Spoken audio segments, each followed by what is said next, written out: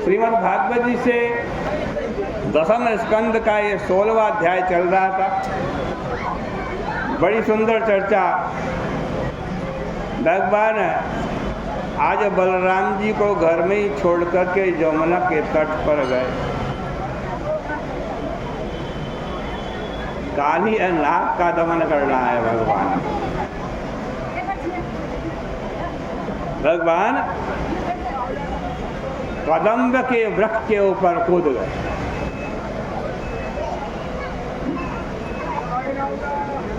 जब कदम्ब के वृक्ष के ऊपर चढ़े भगवान, अपने ग्वाल बाल सखाओं की गेंद लेने के लिए, गेंद जमुना जी में गिर गई।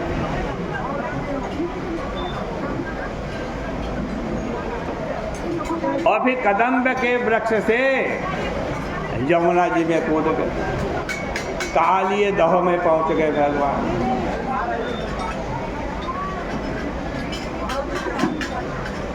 काली नाग तो सो रहा था। नाग पत्नियों ने देखा, बड़ा सुंदर छेल छबीला कोई आज बालक आया। नागपतियों ने उस बालक को बालक समझा बुझाया, वो बालक भाग जाए यहाँ से, अभी हमारे नागराज शयन कर रहे हैं और जागने पर तुमको भस्म कर देंगे। लेकिन भगवान श्री कृष्ण के ऊपर उनकी बातों का कोई प्रभाव नहीं। उन्होंने जाकर कालिए नाग को ही एक लात लगा दी जोर से। भगवान अब तो चक्षुस्रवा जाग उठा। देखो, सांपों के एक एक अंग का कैसा अनुसंधान किया हमारे महापुरुषों ने। सांप के शरीर में कान नहीं होते। जैसे हम जीभ से दो काम करते हैं ना, दो काम करते, एक तो बोलने का काम करते हैं, एक स्वाद का, खट्टा मीठा नमकीन। जीभ में जब तक ना रखे नहीं पता चलेगा। वैसे ही सांप भी आंख से दो काम करता है। आंख से वो सुनता भी है और आंख से ही वो देखता भी है। इसलिए संस्कृत भाषा में सर्प का एक नाम है चक्षुस्रवा। चक्षुस्रवा ने नेत्र से ही सुनने वाला। अब जब लात लगी भगवान की जोर से, तो वह चक्षुस्रवा जाग गया, कालिया नाग जाग गया। कालिया नाग ने भगवान श्री कृष्ण को किस स्वरूप में देखा, उसका वर्णन सुखदेव जी महाराज के शब्दों में सुनो। सुखदेव जी को जहाँ मौका मिलता है वो कभी मौका चूकते नहीं और भगवान श्री कृष्ण के सौंदर्य का वर्णन करने लगे। क्या कह रहे हैं? तम प्रेक्षणीय सुकुमार घनावदातम श्रीवत्स पीतवसरं स्मित सुंदरास्यं क्रीडन्तमप्रतिभयं कमलोदराङ्घ्रिं सन्दस्य मर्मसुरुषा भुजया चछाद। आनंद लो भगवान के सौंदर्य का वर्णन। कालिया नाग भगवान को देख रहा है। कैसे भगवान? अरे कालिया नाग भी भगवान के सौंदर्य को देखकर मुग्ध हो गया। उसने देखा भगवान मुस्कुरा रहे हैं, बड़ा सुंदर उनका मुख है, श्रीवत्स का चिन्ह है, पीत वसन धारण कर रखा है, सुकुमार है, घनावदात और अप्रतिभय बालक कालिय नाग की हद में क्रीड़ा कर रहा है। बड़ा क्रोध आया, मेरे यहाँ इतना हिम्मत किसी की, मेरे यहाँ घुस कर के मेरी पत्नियों को जो डांटे। भगवान ने भी कह रहे बुला लाओ, अपने पति को बुला लाओ चाहे पिता को बुला लो, हम किसी से डरने वाले नहीं।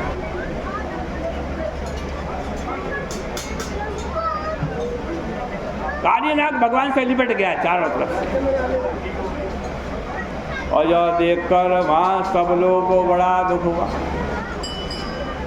गाय ग्वाल गोपी सब रोने लगे।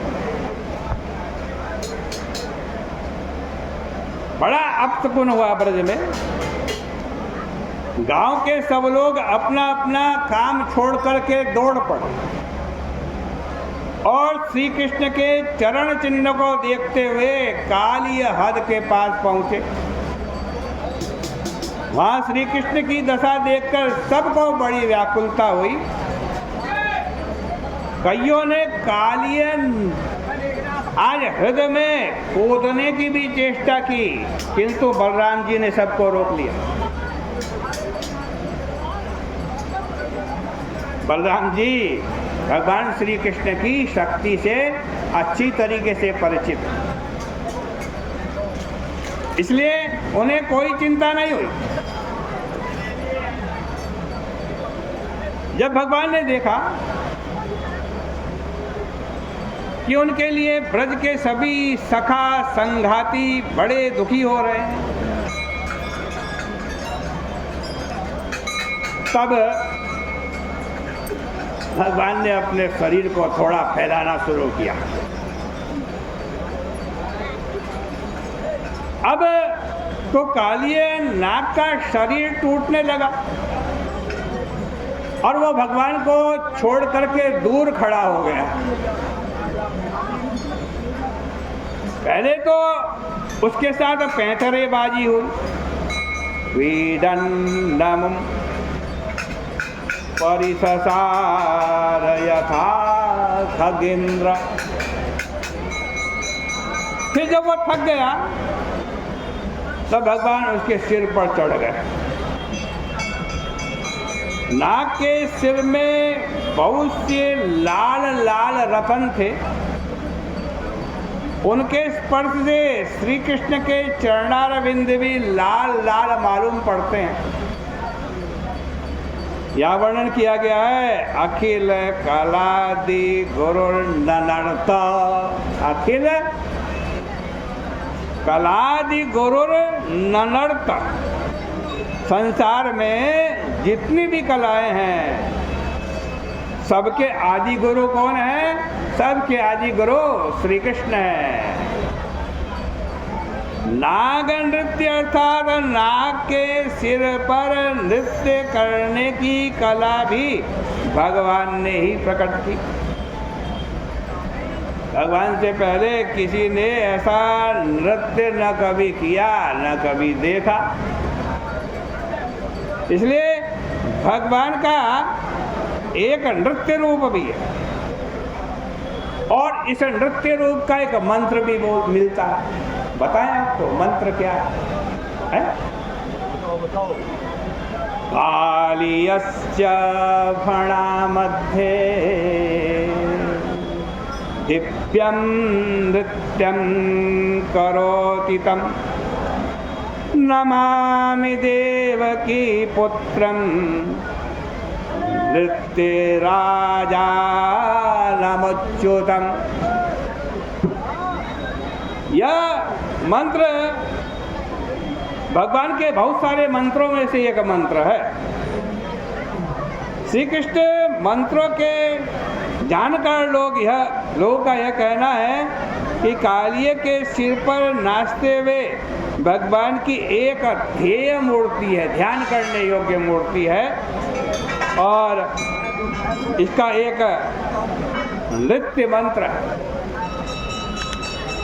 अब कालिय नाग के सिर पर भगवान नृत्य करने लगे उनको नृत्य करने के लिए उद्यत देखकर देवी देवता अपने अपने बाजे लेकर आ गए। आकाश में मृदंग बजने लगा, प्रणव बजने लगा, आनक बजने लगा और नाना प्रकार के बाजे बजने लगे। उन सब बाजों से ताल मिलाकर श्री कृष्ण नाग के सिर के ऊपर नाचने और गाने लगे। उसका जो भी सिर न झुके उसको श्याम सुंदर अपने पदाघात से रौंद दे। थोड़ी देर में नाग के मुख से रक्त निकल करके बहने लगा और श्री कृष्ण के चरणारविंद पर उसके छींटे पड़ने लगे। ऐसा लगता था मानो वह अपने खून के लाल लाल फूलों से भगवान के चरणारविंद की पूजा कर रहा। भगवान के अद्भुत तांडव नृत्य से उसका प्रणाद पत्र भंग हो गया और उसके मुख से खून की उल्टी होने लगी। अब उसने भगवान का स्मरण किया और मन ही मन में भगवान की शरण चला गया। नाग की यह दशा देखकर नाग पत्नियों ने अपने बच्चों को आगे कर दिया और हाथ जोड़कर भगवान की स्तुति करने लगी। बड़ी सुंदर स्तुति है, लेकिन आज की चर्चा का विराम यही करते हैं। नाग पत्नियों ने भगवान की बड़ी सुंदर स्तुति की है, उसकी चर्चा कल के प्रसंग में करेंगे।